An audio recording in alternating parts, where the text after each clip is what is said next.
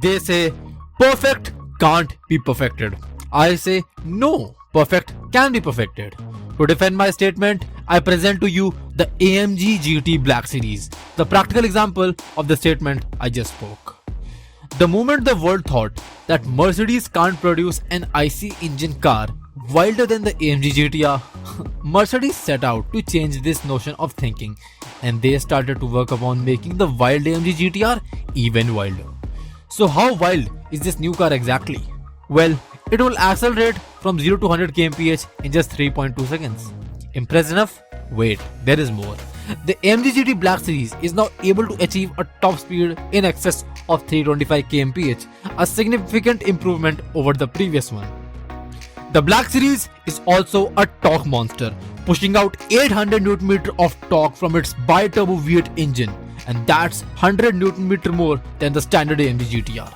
Talking about performance, the GT Black series has got 730 horsepower in total. That's about 150 horsepower more than the GT R. God, this thing is a freaking monster of a machine. But it's not only the numbers that have been improved. The GT Black series has now got outstanding aerodynamic on its outer bodywork. Moreover, are you aware of the fact that the AMG GT Black series is the most dynamic car Mercedes has ever built? This just shows how much special this car is for the folks at Mercedes. Special emphasis has been given here on the fact that the Mercedes AMG GT Black series has been made in Effelsberg, the very place where all the AMG engines are hand-built by craftsmen. Talking about craftsmen, the one thing that the Black series is boasting of the most is not the power and it's not the torque.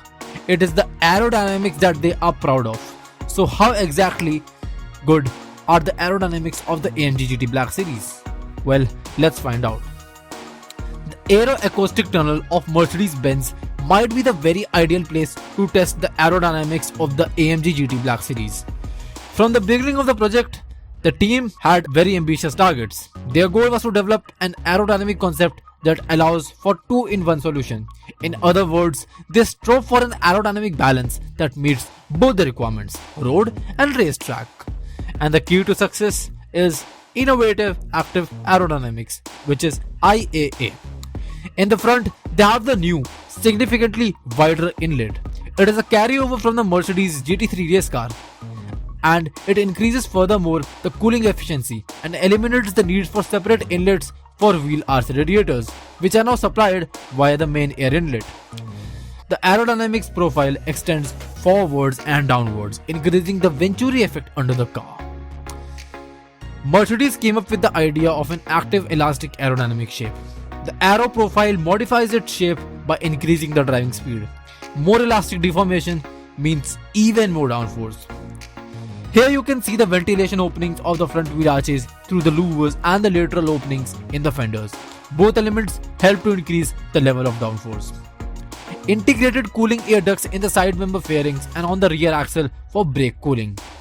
On the hood, you will see the two outlets where they can dissipate the hot air coming from the cooling system.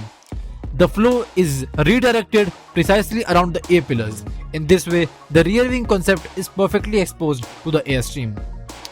The double rear wing with a large upper wing panel interacts with the significantly smaller lower wing and provides the best adjustment for any racetrack or driver skill level.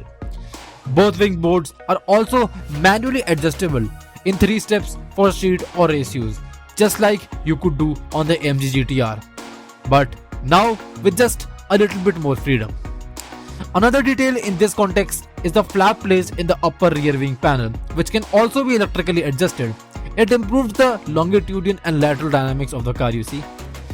The wider wing support allows a lower flap position with the same amount of downforce, meaning a higher wing efficiency. The whole wing system is designed under the standpoint of lightweight. By doubling the projected surface area of the wings and modifying the profiles, they more than doubled the amount of vertical load, which helps the car in gaining more and more traction and going into the corners at faster speeds. The bottom line is that they have achieved even further improvement compared to the Mercedes AMG GT R Pro, which was an improved version of the standard AMG GT R. The extreme changes in design and technical features allowed Mercedes to increase aero efficiency by more than 200%. The practical advantage is clear and convincing. what you get is the driving experience of a Nurburgring race car, also driven on public roads with a license plate. And that would not have been possible by simply copying race car features.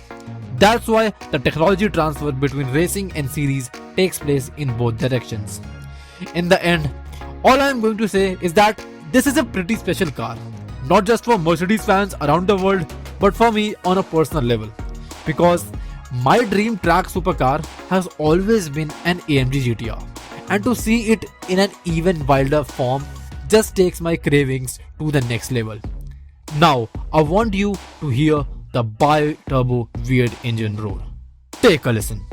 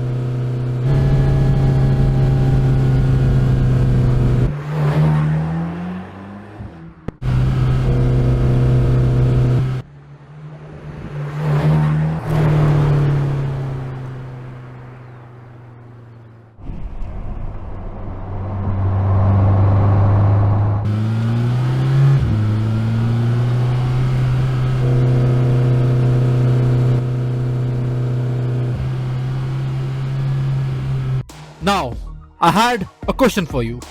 Which car would you choose as the ideal track car? The McLaren 765 LT or the AMG GT Black series? This is going to be a tough one, so comment down your choice below. So that's it for this time. I trust you like this one. If you did, then please do share it with your friends and do consider subscribing to Motor Drift for more such content in the future. Also, join in the Motor Drift community by clicking the links in the description below. I would love to have you as a part of our community. Till then, ciao.